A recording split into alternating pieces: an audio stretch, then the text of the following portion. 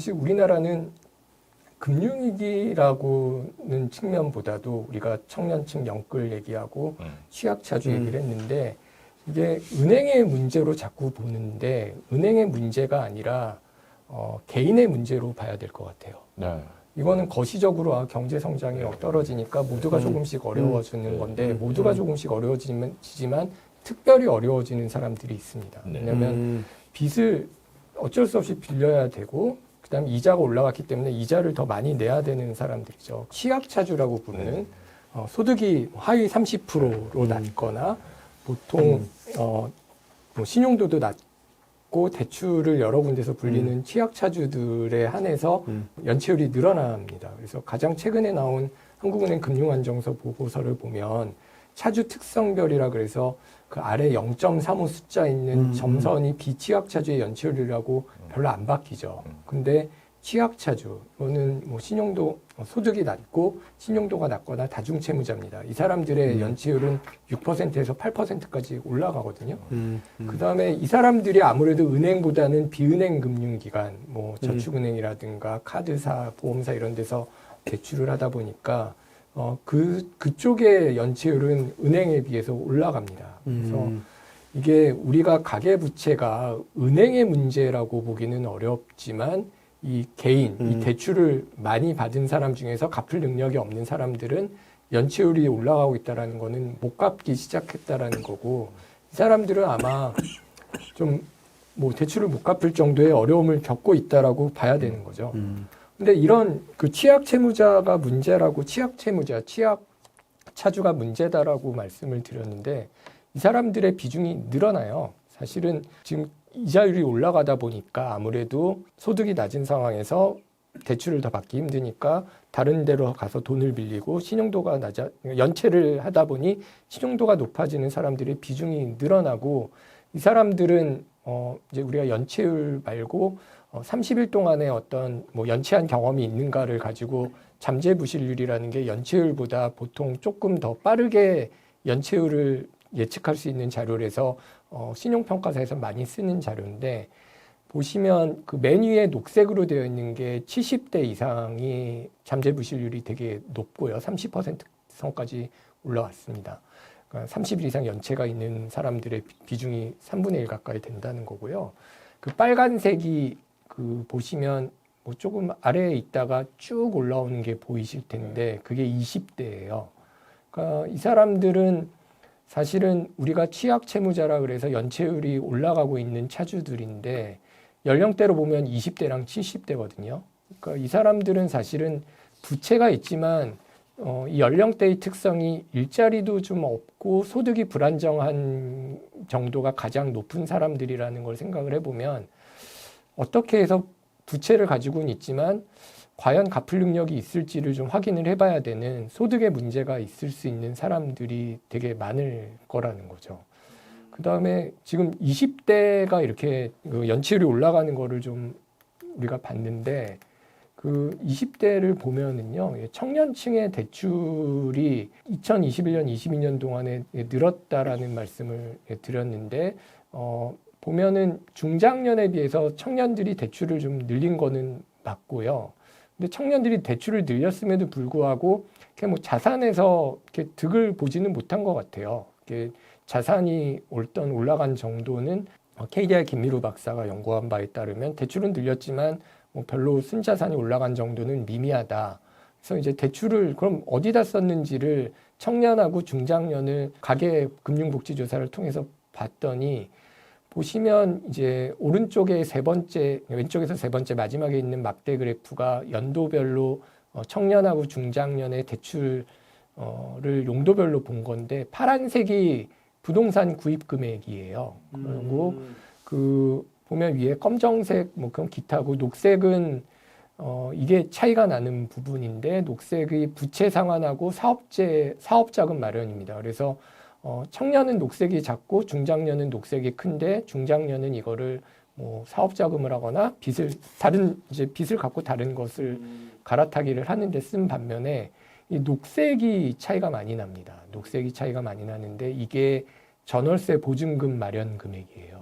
그러니까 사실은 청년들이 그럼 왜 돈을 빌렸냐라고 할 때 이게 뭐 2018년부터 20년까지는 부동산 구입도 비중이 있었지만 부동산 구입의 비중은 줄어드는 반면에 그 부동산 구입을 줄이는 대출을 전월세 보증금 마련하는 대출로 넘어갔다라는 거죠. 그러니까 청년들의 상당 부분은 사실 뭐 2020년, 21년에 보면 뭐 집을 사는데도 대출을 했지만 많은 사람들은 전월세 보증금을 마련하기 위해서 대출을 받았다라는 겁니다. 저 녹색이 아니고 저 주황색 말씀하시는 예, 거죠? 주황색. 주황색. 예, 네, 주황색이 주황색. 네. 전월세 보증금 마련 금액 이게 청년들의 경우 2018년 대비 2022년까지 쭉 늘어나는 건데 파란색은 그러니까 부동산 구입 금액은 줄이면서 전월세 보증금은 늘리는 그러니까 대출을 그러면 어디서 했느냐 예전에는 뭐 영끌하다가 이게 어떤 면에서는 최근에는 영끌 뭐 부동산 어려워지니까 영끌보다도 어떤 면에서는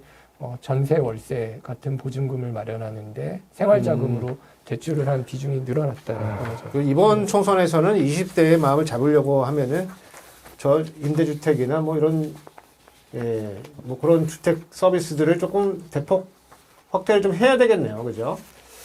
예, 청년층이 참 어려운 것 같아요. 직장을 잡기는 어렵고, 네. 그리고 많은 경우 서울에 올라와서 사는 사람들이 많습니다. 이게 직장을 구하는 사람들이 내가 학교를 뭐 서울이 아닌 데서 다녔어도 서울에 올라와서 집을 구하고 이러다 보면은 아무래도 서울은 집값이 비싼데 이 전세 월세 구하는 돈을 마련하기 어려우니까 뭐 대출을 했고요. 그리고 사실 이게 또 가능해진 게 어떤 청년 대상으로 뭐 전세를 대출해주는 프로그램 이런 것들도 많이 늘었기 때문에 두 가지 다가 있는 것 같습니다. 임대주택에 대한 필요성도 있고 어떤 그런 대출을 해주는 상품들도 많이 나왔기 때문에 어떤 청년들의 경우는 전월세 대출 비중이 늘었다고 볼 수 있을 것 같아요. 교수님께서 지금 말씀하셨던 대로 경제 정책 당국이 관심을 가져야 되는 건 여러 가지 층위가 있는데 하나는 그런 금융기관의 안정성도 있지만 하나는 개별적인 차주들의 특성에서 부실화됐을 때 나타나는 뭐 그 가계와 개인의 고통 이걸 어떻게 할 거냐 이거는 보통 이제 경제학자들은 이 안정성하고 조금 다른 측면에서 이제 뭐 금융 소비자의 보호 약간 이런 측면에 얘기가 될 텐데요. 저걸 보시면 제가 되게 놀란 게 부실이 발생하면 모든 계층의 사람, 그 연령대의 사람이 다 어렵겠지만 저기 보면 20대들은 보면 굉장히 낮은 수준에서 높은 수준으로 빠르게 올라갔고 그 다음에 이게 한번 우리가 잘 기억해 보시면 옛날 카드 대란 때 생각해 보시면 신용이나 이런 데서 한번 저게 말하자면 부실화되고 상환 능력에 심각한 데미지를 받고 신용 점수가 깎이면 정상적인 경제 활동을 하기가 굉장히 어려워질 수도 있는데 특히 20대들은 앞으로 한 20년, 30년 이상을 노동시장과 뭐 여러 군데에서 경제 활동을 해야 되는 사람들이잖아요. 그래서 이게 우리가 가계부채 문제를 너무 이렇게 금융기관하고 거시 측면에서만 봤구나. 이건 뭐 굉장히 심각한 문제가 사회 일각에서 있을 수 있고 저거는 우리 사회 전체 건강에도 굉장히 안 좋은 저거에 대한 대책에 대해서도 약간은 얘기를 좀 할 수 있었으면 좋겠어요. 그러니까 뭐 그렇다고 해서 저거 뭐 빚을 대신 갚아주기도 어렵고 다 파산하게 내버려두기도 어렵고 뭐 여러 가지가 있을 텐데 저렇게 취약한 특히 젊은 사람들이 저렇게 취약하게 됐을 때 뭔가 우리가 정책 당국이나 이런 쪽에서 한번 우리가 검토하거나 고려하거나 뭐 추진하거나 해야 될 만한 것들 이런 게 좀 있을지 오늘 한번 조금 그러니까 이 정책 사이드에서는 이 젊은 사람들 학자금 대출 탕감해 주자. 탕감해 주자. 사실 미국에서는 그게 굉장히 큰 이슈였고 뭐 상당히 진행도 했죠. 그러니까 제가 총량의 눈을 두다 보면 놓친다라는 부분이 저는 이거라고 생각을 해요. 왜냐하면 총량이라고 할 때 크게 늘어난 거는 예를 들면 웬 부자가 뭐 10억짜리 대출 10명이 하면 100억입니다. 그렇죠?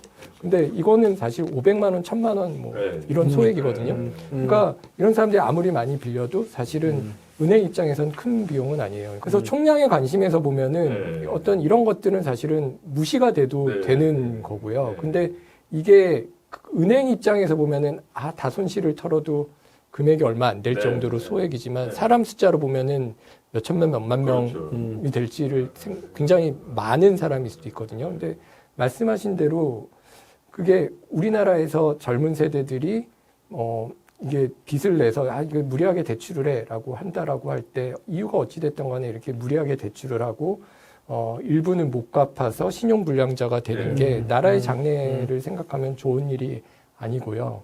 그러면 왜 그렇게 대출을 해야 되는지에 대해서 들여다봐야 되는 거죠. 왜냐하면은 사실은 그 20대, 30대에 점점 자기가 저축을 해서 자산을 모으고 집을 사고 그다음에 가정을 꾸리고 이렇게 뭐 성장을 해야 될 시기에 빚에 허덕이고 그다음에 뭐 나름 소득이 있는 20, 30대 중에서 부실을 안 하고 가지고 간다고 하더라도 어쨌든 빚이 많으면 이 사람들이 30대, 40대에 저축을 해야 될 시기에 이자 갚다 끝날 수도 있거든요. 정상적인 자산 형성이 안 되죠. 그러면 우리가 3, 40년 뒤에 이 사람들이 이제 지금 30대가 3, 40년 뒤에 한 60대가 됐을 때 자산 형성을 했어야 되는데 나는 이자만 냈어요. 근데 부동산이 생각보다 안 올랐네요 하면은 국가 전체에서는 저축이 없는 거예요. 사실은 우리가 굉장히 단기적으로 금융위기가 와 뭐 하면서 이거 폭파합니다 하지만 당장 폭파하는 게 문제가 아니라 사실은 건실하게 어떤 자산을 형성해야 될 시기에 뭐 부채를 쌓아나가고 빚을 갚고 때로는 신용불량자가 되도록 만드는 사회라면은 사실은 장래가 있다라고 보기가 좀 어려운 거죠. 근데 우리가 가계부채를 담당하는 부처는 주로 금융이고 그럼 누가 못 갚는데 이런 것에 대해서는 아무래도 관심이 상대적으로 적은 거는 사실인 것 같아요.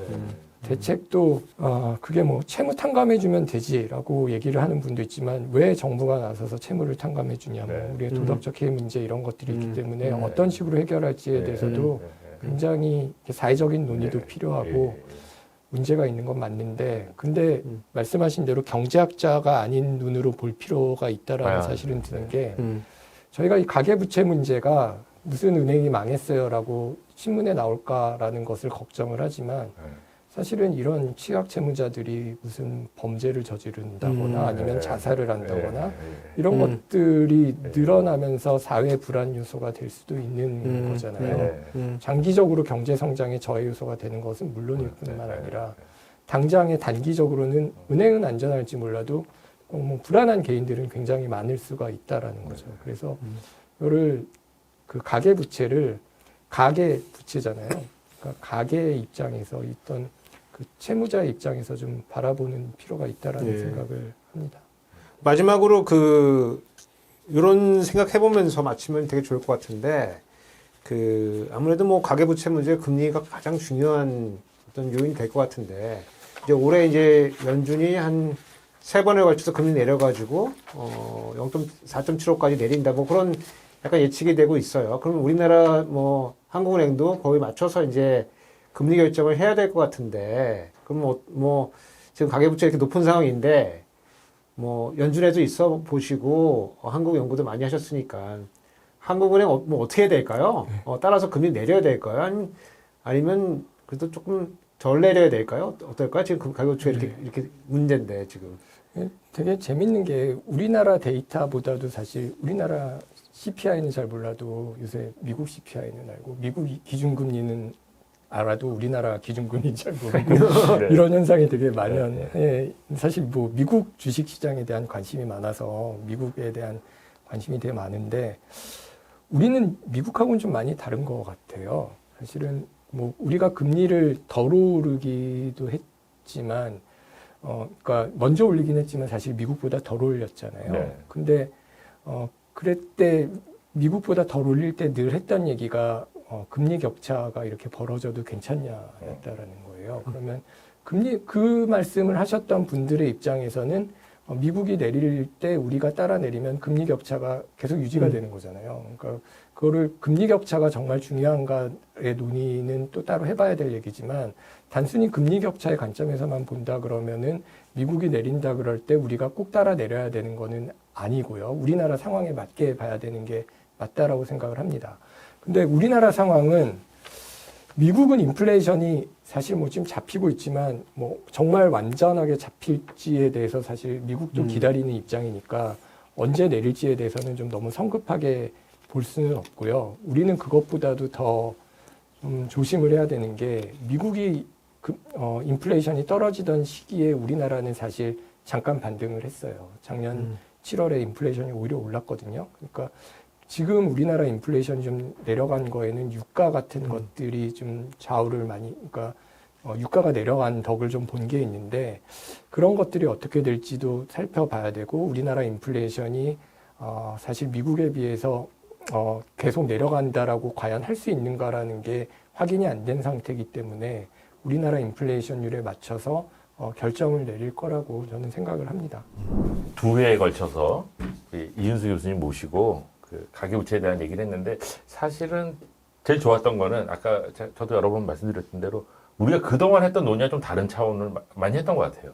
너무 경제학적 시각, 거시경제와 금융기관만 초점을 두다가 막상 이렇게 차주를 보니까 이게 정말 완전히 새로운 모습을 보고 약간 정책적 대안도 새로 만들어야 되겠다 이런 생각이 들고 그래서 이윤수 교수님께서 오늘 굉장히 흥미로운 얘기를 많이 해주셨고 이게 저는 이 프로그램을 보시는 시청자분들도 그렇고 혹시 국회에 계시는 분들이나 정부에 계시는 분들 보시면 저 빨간색 선을 그냥 단지 하나의 그냥 뭐 우리가 늘 보는 수많은 차트의 하나로만 보지 마시고 실제로 굉장히 어려운 어떤 이 금융 환경 속에서 살아남고자 하는 사람들, 특히 젊은 사람들, 그 사람들에 대한 모습이라고 잘 생각을 하시고 저 부분에 대해서 이윤수 교수님께서도 좀 더 연구를 더 하고 정책 대안도 해주시고 또 저희도 기회가 되면 이 얘기는 좀 더 할 수 있었으면 좋겠어요. 끝으로 우리 발표해 주신 이 교수님 한 말씀 해주시고 이제 마치도록 하죠.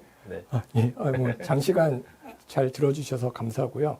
저는 이 가계부채는 사실 우리나라 여러 문제가 반영된 현상이라고 생각을 합니다. 사실은 이게 부동산 가격이 높아서 생긴 문제고, 그다음에 어떤 면에서 주거가 좀 불안한 측면도 있어서 생긴 문제라고도 할 수 있거든요. 그러니까 이게 우리가 너무 총량 이런 거에 연연하기보다 왜 부채가 이렇게 늘어났는가, 단순히 다른 나라랑 비교를 하면은 좀 안 될 것 같아요. 우리나라 집값 비싸다는 거 잘 알잖아요. 사실 서울의 집값이 소득 대비 한 27배 정도 되는데, 뭐 뉴욕이나 일본 이런 동경 이런 데가 한 10에서 15? 이 정도밖에 안 되거든요. 그러니까 사실 집값이 비싸서 집을 살려다 보니까 부채가 늘어난 측면이 있고, 그리고 부채가 없이 집을 사기도 어려운 측면이 있기 때문에 가계부채라는 거는 이게 어떤 금융 서비스를 필요로 하는 사람의 입장에서 봐야 되고, 그 다음에 이게 문제가 되는 사람들에 대해서 우리가 어떤 식으로 해결할지에 대해서 어떤 경제 문제가 아닌 사회 문제가 될 수 있다라는 관점에서도 접근을 하는 게 좋겠다라는 생각을 하고요. 장시간 들어주셔서 감사합니다. 우 교수님도 뭐 한 말씀. 기존에 흔히 말하는 평균 위주의 분석, OECD 평균보다 높으면 내려야 된다. 내리면 올려야 된다. 이건 뭐 내용이 없는 거거든요. 근데 그걸 넘어서 가지고 그 하나하나 이제 이제 학자적인 이제 집요함이 있어야지 또 가능한 거거든요. 분해를 해서 어디가 문제가 생겼는지를 정확히 요 발표를 해주셔서 뭐 감사하고, 예. 앞으로도 뭐 더 좋은 프로그램으로 더 좋은 발표로 또 다음 방송에서 찾아뵙도록 하겠습니다. 예. 자, 그럼 이걸로 마칠까요? 예. 네, 마치겠습니다. 감사합니다.